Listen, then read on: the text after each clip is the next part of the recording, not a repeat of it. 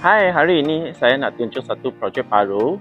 Nama dia Astela. So, dia punya jenis adalah 20 kali 70, 4 bilik, 3 bilik air. Build up adalah dalam 1500 square feet. So, ini dia punya living hall, dining. Lepas tu sini ada satu dapur area. Ini untuk bilik bawah. Okay. Lepas tu ini guest punya bathroom. So untuk belakang sini dia ada 18 kaki punya tanah. So untuk tanah ini boleh buat tarik, extend, semua pun boleh buat.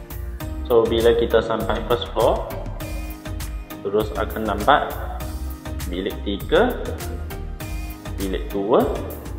So dia sharing bath.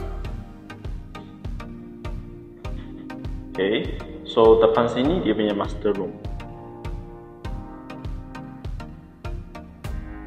Ini master bath. Okay, so bila itu 18 kaki sudah buat dapur fully extend, dia punya loss akan jadi macam ni.